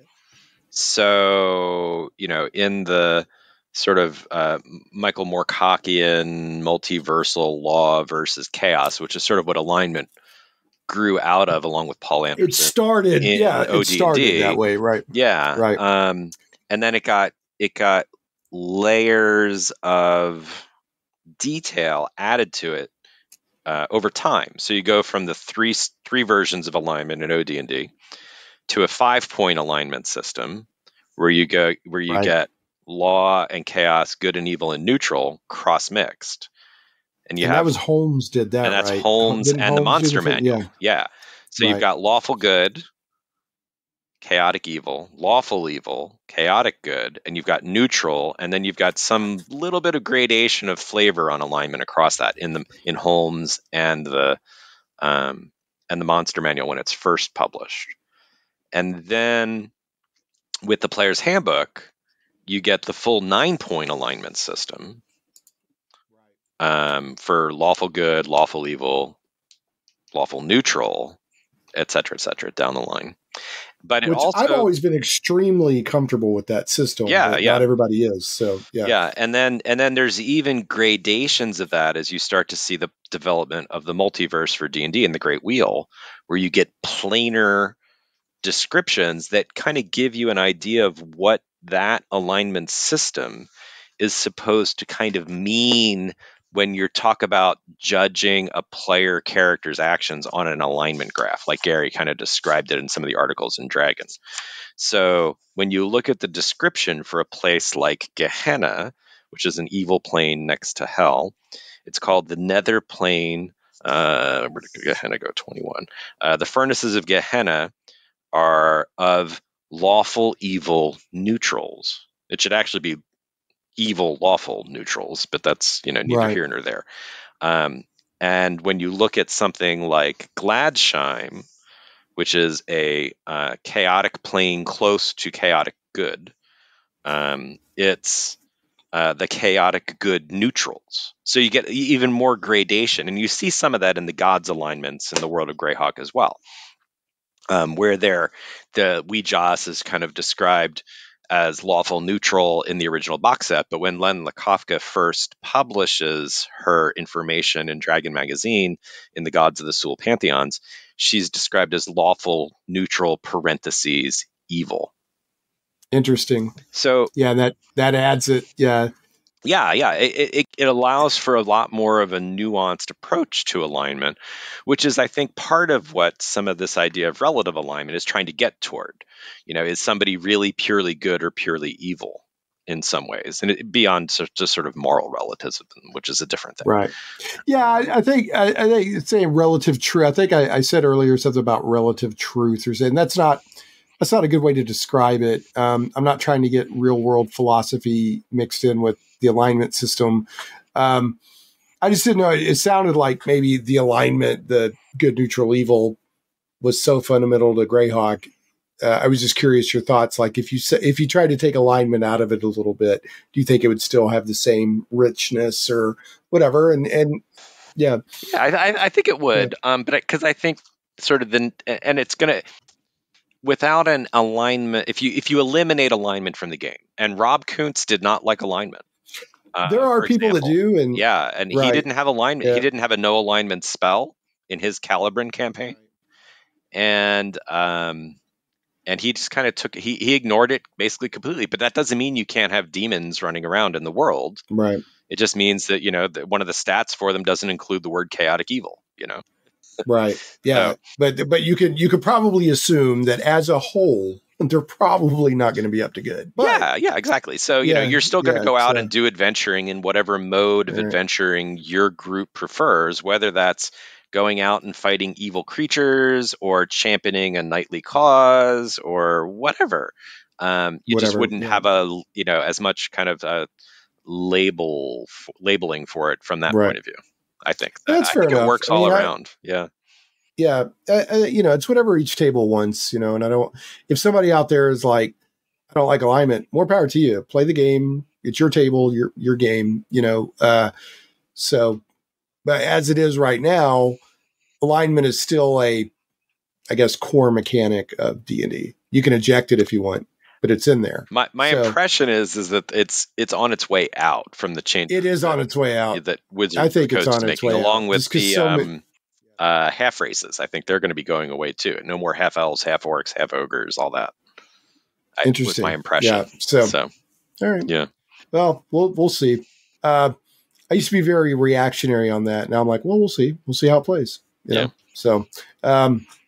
So, you could talk about the game mechanics without mixing in personal politics or agendas, right? Because some people are like, it's like, well, maybe or maybe not. Let's just see how it plays, and go from there. So, if alignment's crucial to your games at the table, you'll probably keep it. If it's not, you might get rid of it and not care. Well, my final my elevator pitch statement on it is that I have no problem with world building where alignment is one of the cosmological forces that's baked into the setting by the gods. And I have no problem with world building where it's not. Right. Do what your table wants to do. If I'm going to world build, I'm probably going to have alignment just because I'm so used to it and played with it so long. And I think it's fun to say, well, my character's neutral good, and then you go off doing a bunch of evil stuff, and your DM's like, now you said you were neutral good, right? So there might be repercussions to that. So exactly. But that's my personal style of play. So well, and I think from a mechanics point of view, there are character classes where alignment matters in how the character class is defined. A druid in first edition D&D is defined as a true neutral. Caster, nature priest. Because nature is neutral, right? So, exactly. But in third edition, druids, if I remember right, could be neutral good, neutral evil. They might even have been able to be lawful neutral, chaotic neutral. As long as there's a flavor of neutral. As long as there's some flavor of neutral, similar to the way bards are defined in first edition. Thieves in first edition D&D can't be lawful. They can be any neutral alignment and any chaotic alignment, but they can't be lawful. It can't be lawful. Well, because if you're following the law, you're not going to steal. So, So, paladins obviously have to be lawful good, blah, blah, blah. But again, you can change all that too. If you've got a paladin for every alignment, because that's the way your cosmology works, then Right. you've got chaotic. Well, evil you and do paladin. have champions of evil, Exactly, and you do have champions of nature. Yep. And this and that, and the later editions have mixed that around a little bit on the paladins. Agreed. So, Agreed. And I think some of that's really fun to play with. Yeah, in the Monday night game, I play with Bill Sylvie, the Dungeon Delver, who runs an old school first edition game set in Greyhawk. I'm playing a Lawful Good Paladin of Weejoss, who in Greyhawk is the goddess of death and magic, and her alignment is, like we kind of talked a little bit about earlier, it's lawful neutral with evil tendencies, essentially. But she's worshipped by any lawfully aligned character, and she has sects of clerics who are lawful good, lawful neutral, and lawful evil. Right. Which is fun to explore in a game. So I thought it was fun to play a paladin of her. Speaking of paladins and lawful good, I mean, I'll joke around as much as an expert, like lawful good's lawful stupid, because they're always the ones that are hampering the party's plans, right? No, you cannot you can't torture the goblin. We right? can't just poison all the giants in the steading, which is what somebody in our group was suggesting the other day. Yeah, it's like, no, we can't. Yeah. So so here's the only thing I'll say on that. I don't play a lot of lawful good characters. I have usually in one shots. It doesn't have to be lawful stupid. Just because you're committed to an ideal doesn't mean you're an idiot. Exactly. It just means that you're gonna find a way to live in a harsh world by an ideal. You're going to stick to your ideal. You're going to say this ideal is worth living for. And so for the people out there that are playing lawful good characters and making it work, good for you. Yeah. Yeah. It's a fun challenge. Yeah. It's a challenge, right? It's every alignment has its own appeal. I usually end up playing chaotic good or neutral good characters is what I usually end up playing. I've played a lot of neutral good, neutral, and probably chaotic good characters as my kind of main PCs. But when you're Dungeon Master, you play all alignments. So right. You have no choice. Yeah. So, all right. Well, we're already at almost an hour and a half, so I want to steer us to a close here. Wonderful conversation. I mean, there's so much more we could get into. I want to end this on, you sent me a link to a blog post you did from early 2023. And the name of the blog post, I'll link this in the show notes at shameplays.com, or you can just search or go to grodog at blogspot.com. Grodog is Allan's online nickname, Grodog. Yeah. Yeah. And the name of the blog post is Why Greyhawk in 2023, Grodog's Thoughts. It's from January 8th, 2023. And there's a lot of good stuff in here. We could really do a podcast episode just going through this blog post, which I'm not going to try to do. But I do want people to go check it out. But your three main things that you pointed to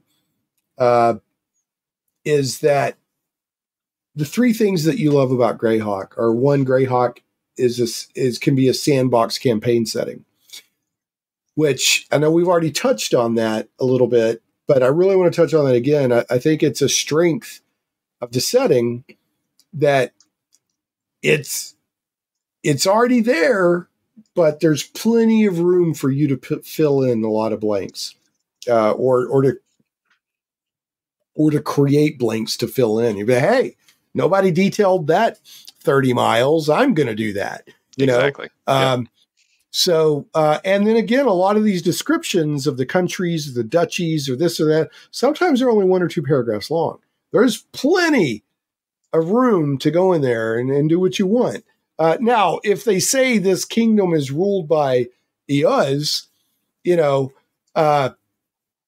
you just want to retcon that and change it for whatever, or you could have you could say somebody came along and defeated Eos. I don't know. But the point is, you could do that with any campaign setting. But I guess the point I'm making it is an established setting with a lot of history, but you have a lot of wiggle room to go in there and world build yourself. Did you want to add anything to that? Yeah, and I think this also is kind of talked to a little bit in this Knight's Greed essay, The Grey and the Hawk too.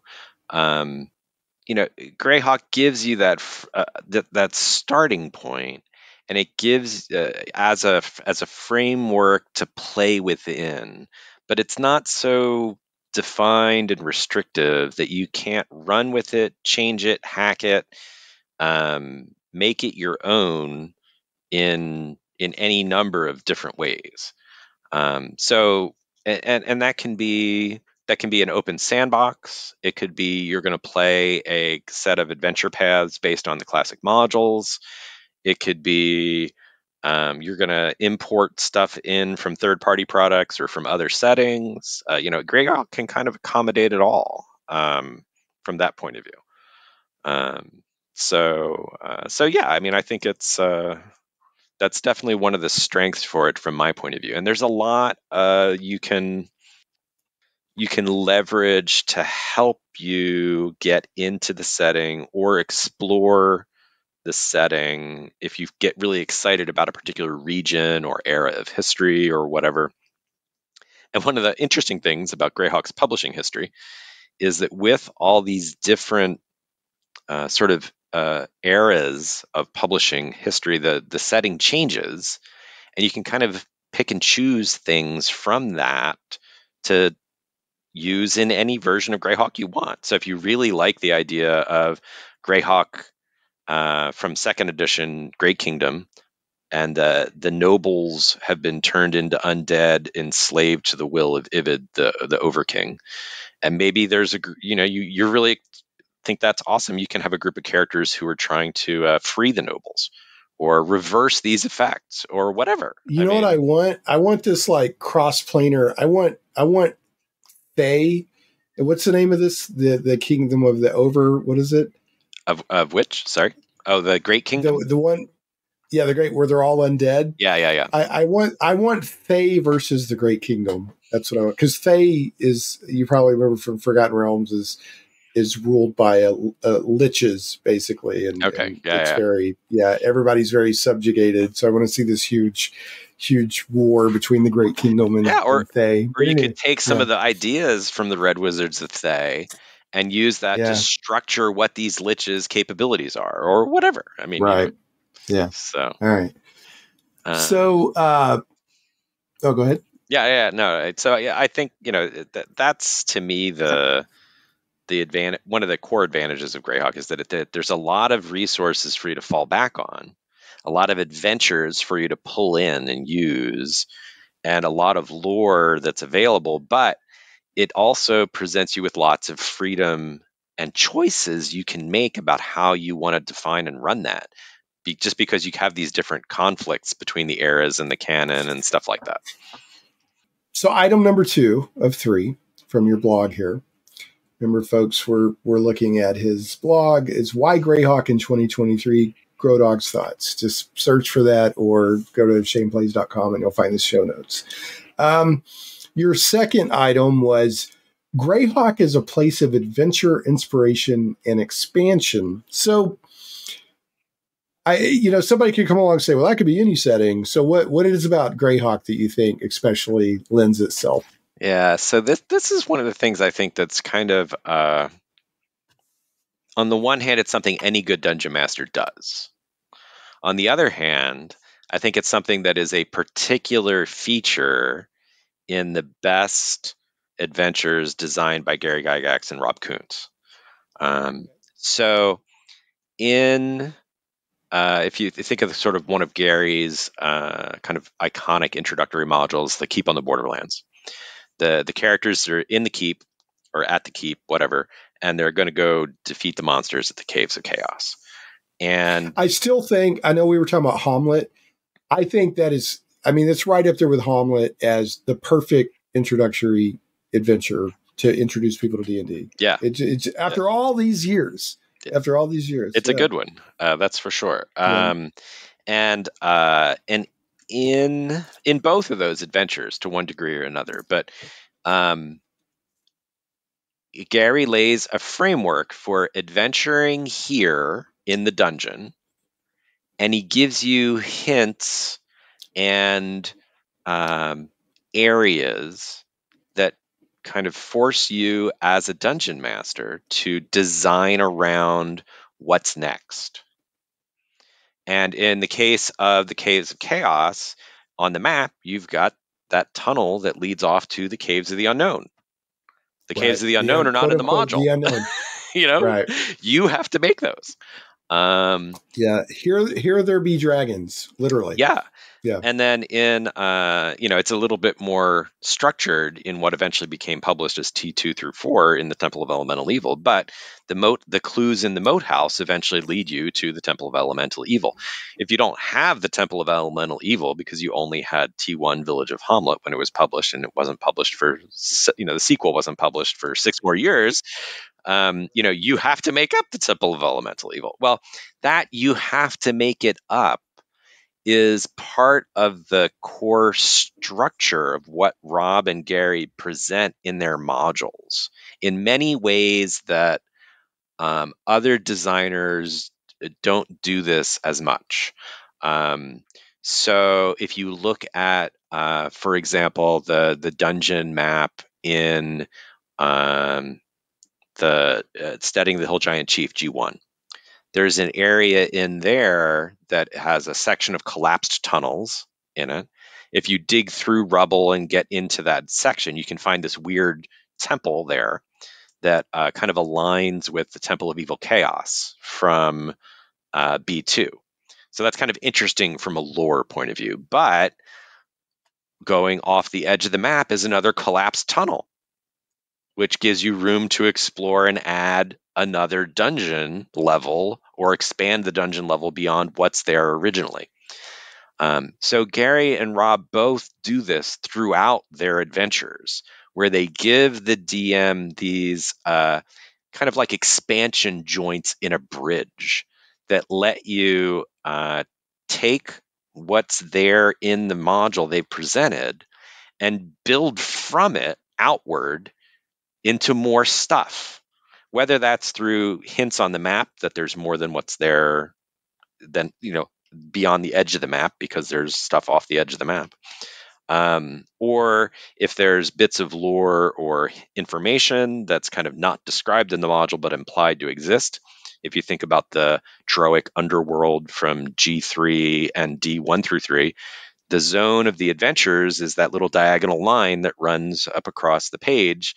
But all those other areas are there waiting for you as a DM to fill them in, or for your players to veer off in some direction you weren't planning on.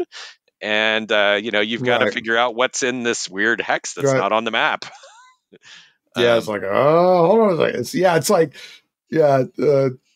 hey, what's over there? You know what? Time for break. Smoke break, everybody. Yep. We'll figure that out. Frantically scribbling. Yeah. He's like, that's a good place to stop. Yeah.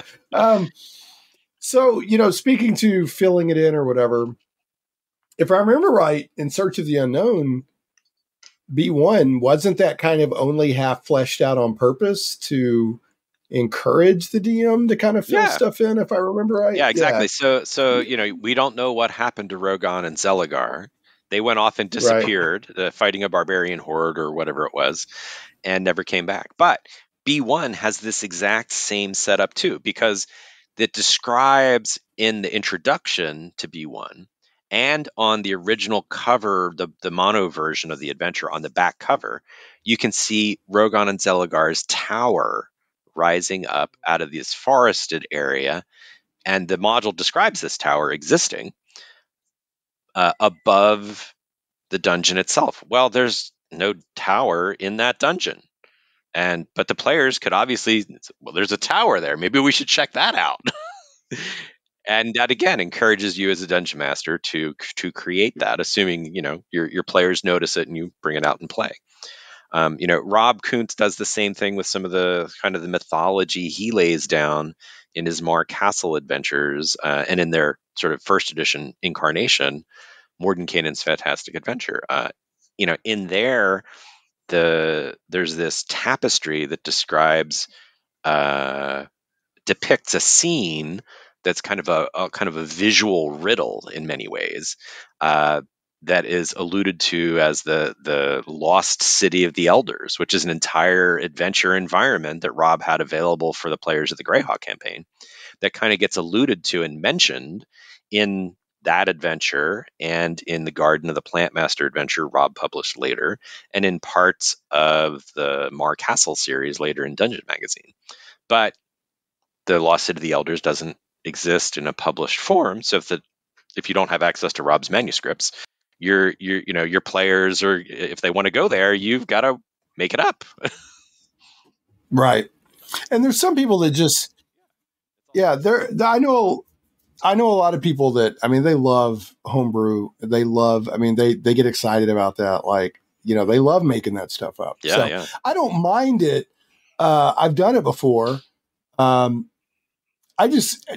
It's been a long time since I had the extra time that I would like to sit down and homebrew on the level that, so now I have no problem running pre-published stuff and having a good time with it. So, I'm not down on homebrew. Yeah. No worries. It's just been a long time. It's been a long time since I was like, okay, I can really homebrew the way I want to, It definitely takes time to do it. And it takes, players, who are interested in kind of exploring outside the bounds of just the circumscribed boundaries of a module storyline, too. So that's one of the ways I think Greyhawk really encourages that stuff. The artifacts and relics and the Dungeon Master's Guide, they're sort of an extension of the Greyhawk lore, or the first introduction of it in some ways. And that's just another way of kind of playing within the sandbox of Greyhawk, and also kind of filling in the gaps and homebrewing accordingly. So we're back for the listeners. It's a brief moment for Allan. He just went through about a 10-minute internet outage. I don't know. You said fireworks were blowing up.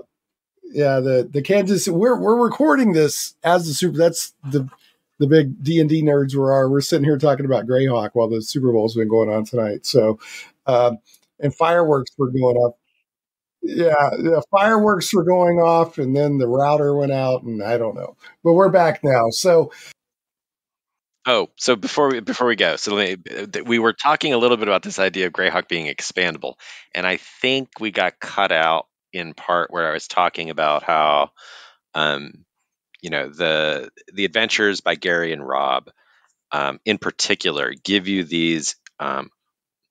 They almost demand that you expand them to include these other areas that they either defined for you or allowed for the expansion.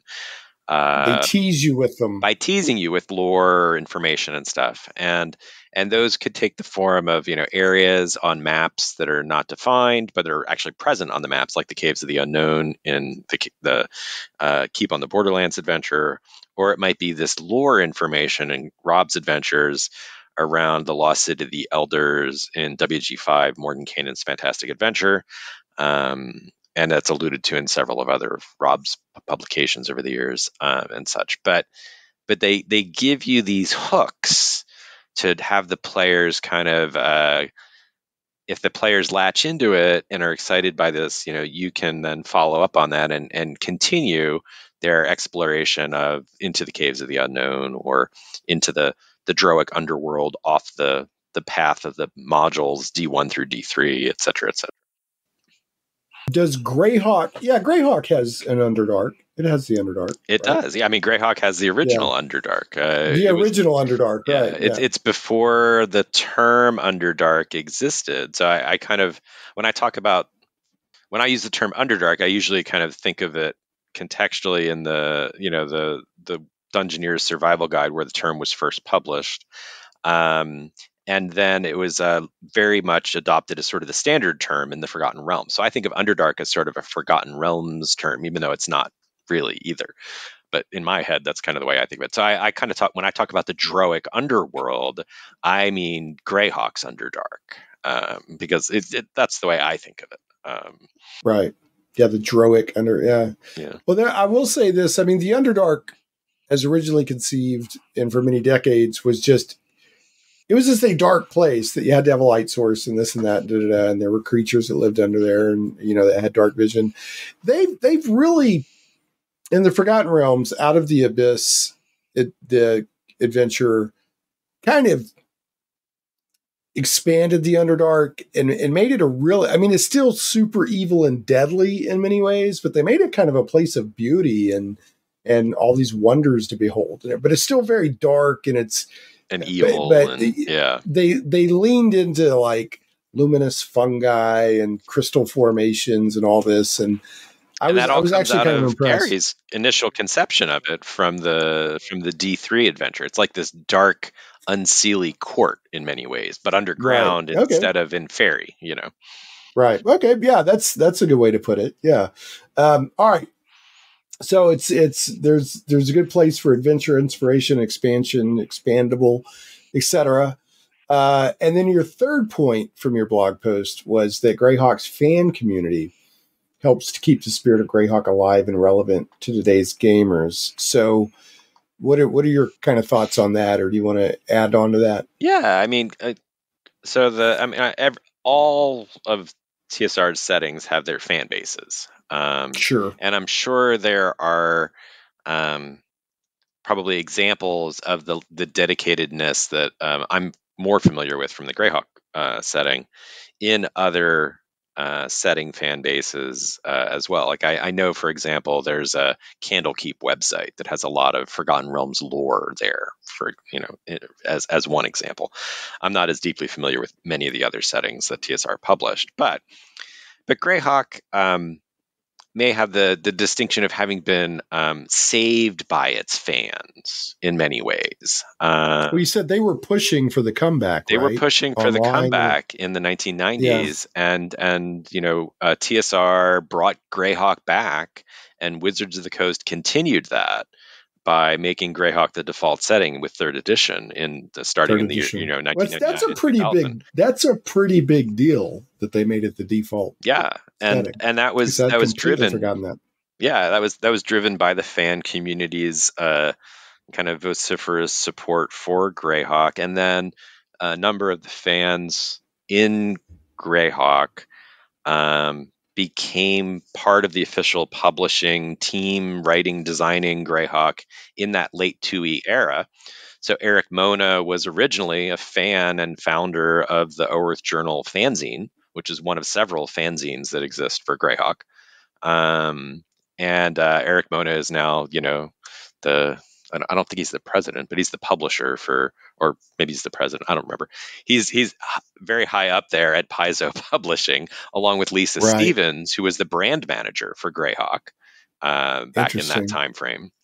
And it was through Lisa and her, sharing of information with the fan base that we knew that Greyhawk was not canceled by TSR because it wasn't selling well. This was sort of a point of contention among fans back in the 90s, because they were like, oh, the Forgotten Realms, is the place to be. It's where everything gets published. Greyhawk doesn't compare. That's why it got canceled. Some fans would say that at the time. Right. And it's not, the data that Lisa shared as the publisher was like, nope, Greyhawk was selling almost as well as the Forgotten Realms. And it was closed for other business reasons as a setting and dropped because, they were trying to focus more on the realms and drive revenue into one product line. They wanted to choose one IP and go for it. Exactly. Because TSR and Wizards of the Coast for decades have been leaning into multimedia from the perspective. We want novels, we want games, we want movies, we want TV shows, we want, and you have to have an IP. To be able to have an IP to do that with. right? So And TSR certainly didn't have the expertise to be able to manage that kind of brand focused approach in many ways compared to like what's been done since under Wizards of the Coast's tenure. But anyway, so the fans in Greyhawk really helped bring it back in that late, what they call the Greyhawk '98 revival among the fan community. When in the era of the 25th anniversary of of D&D, and then that led to the publication of several source books and adventures, and kind of the last hurrah of Greyhawk under TSR's stewardship. So. So the Oerth Journal is sort of the oldest Greyhawk fanzine, and it grew up out of that Greytalk community that we were talking about earlier. right, which was a listserv, right? And then it kind of became Cannon Fire and a Discord community and other things now. Yeah. Cannon Fire, if people go looking for it, you need to search Cannon like the source, CANON fire, not cannon like a gunpowder cannon. Yeah, exactly. Yeah, the idea being that Cannon Fire supports all editions of Greyhawk and all flavors or heresies of lore, depending. Burn the cannon to the ground as long as it's Greyhawk. What do they got? They have the Apocrypha, so they've got there's the canon and the Apocrypha. Exactly. Right. So, but the point is one of the pillars, if you will, of why you think Greyhawk is still relevant in 2023 is there's a very strong fan community, right? Yeah, and so there's lots of discussion groups on Facebook.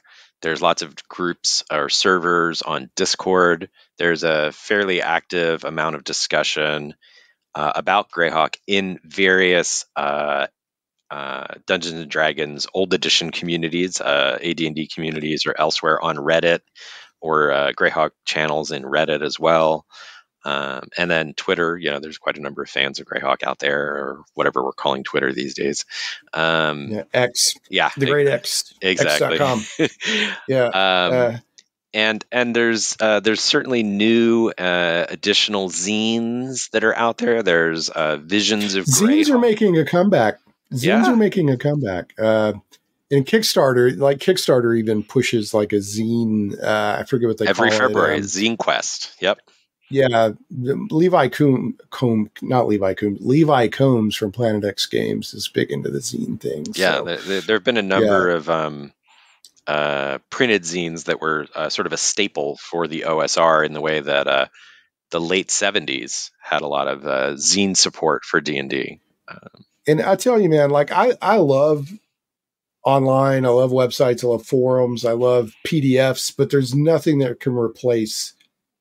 Maybe it's our generation or whatever, but nothing replaces that physical zine in my hand to flip. It comes in the mail. Yeah, it comes in the mail. And you flip through it. There's just something. I just engage with it differently. Yep. PDFs are amazing for quick reference, or to have like I've got all this information that I don't have to have 10 shelves in my office full of. But yeah, I still want the hard copy. I still want that whatever. So. Other question I had, just on a trivia level, do you happen to know why Gary named it Greyhawk? Do you know what the... So there's kind of different versions of that story that kind of depend on which source you want to kind of go with. But Gary wrote about this retrospectively in one of his essays in the late 1999, 2000, 2001, and I don't remember whether it was his Dragon Annual #2 article, or it was in the article he wrote in Horsemen of the Apocalypse around the founding of Greyhawk. But in one of those two articles, he talked about being very inspired by Blackhawk, the Chief Blackhawk, and he was from the Chicago area, and that's where you change black to gray and you got Greyhawk. So he talked about that. And then sort of when you look at it from a historical point of view, I think that may well still be valid. But the the geography of Greyhawk and such grew out of the old Domesday Book Great Kingdom maps that were in the zine that they published before D&D was created. And he and Dave Arneson both had a version of the Great Kingdom map in the Domesday Book. And that's the version of Greyhawk that the old tournament adventures from the 70s are actually set in, because they predate the publication of the setting in 1980. And I think Greyhawk as a name is mentioned in those publications. Certainly, Castle Greyhawk is known of and such as well. But I don't for sure remember if they also talked to the origin of the word Greyhawk the way Gary did later. So, all right. Well, let me wrap us up there. You've been incredibly gracious with your time, and I appreciate it. I knew it was a lot of fun. I love talking about the setting, and I love talking with you about all the fun stuff. So I'm more than happy to do it. Yeah, no, it's been great. I knew it was going to be a good conversation, and it was. So, but I always got to end this with the bad joke of the week. Alan, got to do the bad. Now, even though the podcast isn't weekly anymore, because I used to be a radio show weekly, but now I'm just roughly a monthly podcast. Bad joke of the week just has a good ring to it, so that's what we call it. So, yeah, so. And I didn't normally. I'd be like, I'm going to go find some Greyhawk bad jokes, but this time I was like, I'm just going to hit Alan with some good old bog standard bad jokes. All right, dad jokes. So here we go. Alan, I made some fish tacos the other day. Mm-hmm. It turns out they don't like Mexican food.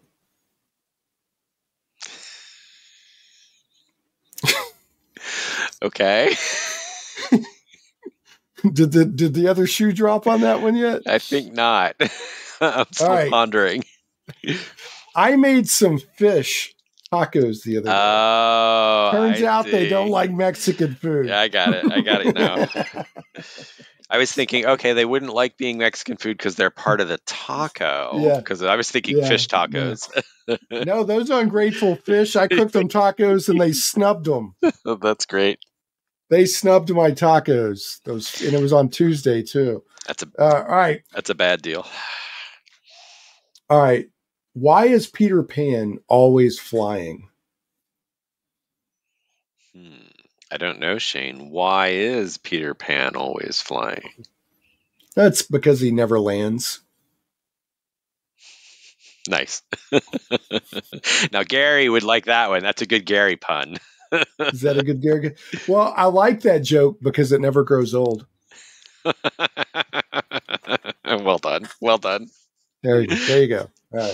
All right. Anyway, so that's the bad joke of the week. We've been talking with Allan T. Grohe Jr., a.k.a. Grodog, about his love for Greyhawk and a lot of other just fun D&D talk in there and everything. Folks, go to the show notes, shaneplays.com. I'll have links to some of the stuff we talked about. But at the very least, if you don't do that, go to grodog.blogspot.com. Great Scott, blogspot.com. And there's a post on there from January 2023 called Why Greyhawk in 2023, Grodog's Thoughts. Go check it out. And, hopefully this is, even if this didn't kind of entice you to go play in Greyhawk, I hope that you at least maybe learn some more about D&D history, which is one of my favorite pet subjects. So I'm a bit of an armchair scholar. I thought I knew a lot. And then the past few years, I keep running into people like Alan that I'm like, I know nothing.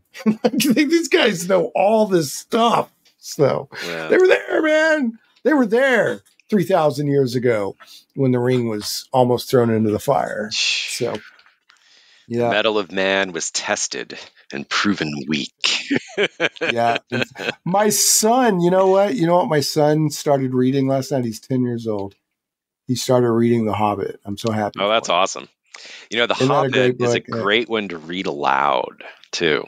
Yeah. I thought if he doesn't stick with it on his own, I may just read it to him. He came in and he's like, hey, can I read The Lord of the Rings? And I'm like, you might want to start with The Hobbit first, because The Lord of the Rings is pretty dense. Yep. And there are 10-year-olds out there that could tackle it, but I don't know if he's ever tried to tackle anything that level. You know, I was like, why don't you read the Chronicles of Narnia? And then he's like, no. I was like, well, then read The Hobbit. So, yeah. Good choice. So we'll see how that goes. Yeah, we'll see how that goes. So anyway, that's awesome. I discovered, here's a little personal trivia. I read The Hobbit. I was like in my school library in like 4th or 5th grade. And you know how like they used to have, like they would rebind the books. So it was just this like generic, like green cover. There was no slice art. Slice off the cover and slap it inside some hardcovers. Yeah. Yeah. Right. And it said The Hobbit. And I was like, what is this? And I may have heard of The Hobbit in culture before, like the Rankin Bass. I don't know, but I don't remember. I was like, what is this? And I checked it out. And I remember I was going to my grandparents that weekend. And I just devoured that book. And I think of like, you know, that Friday and Saturday, I devoured it. And that's been one of my, I mean, I love to read, but that's been one of my favorite reading experiences because I had no idea what I was getting into, you know? Yeah. It's like, it was just so good. So good. One of my aunts was staying with us and was reading The Hobbit for a literature class in college. Yeah. And she couldn't figure it out. And I think I was probably about 7 or 8 at that point. It might have been 6 or 7 because I think it was before I'd started playing D&D. So she gave it to me and said, "Here, you read this and tell me how all this fits together." So that was my introduction to the Hobbit. You're like 6 or 7. Yeah. And you're breaking down a literature class novel. That's great. So I think it's safe to assume that young Allan was bright. I think you're a bright child. I loved reading, that's for sure. Yeah, so. Yeah. I've always been a voracious reader. I love reading, so it's been one of my great pleasures in life. So, all right, well, I'm going to wrap this up. Thanks so much again for your time. You bet, Shane. We will see you around, talk to you, all that good stuff, and everybody else. We'll catch you next time on Shane Plays. Thanks so much for listening to Shane Plays Geek Talk. I certainly hope you enjoyed this journey into the things we love. For your convenience, show notes with helpful links for each episode can always be found at shaneplays.com. You can catch the podcast in several places, including on the blog at shaneplays.com, iTunes, Google Play Music, Stitcher, Podbean, Amazon Music, Verbal, YouTube, and more. If you like what you hear and would like to support Shane Plays Geek Talk, you can do so for as little as $1 per episode on Patreon at patreon.com/ShanePlays. Thanks again for listening, and we'll see you next time. Stay geeky, my friends.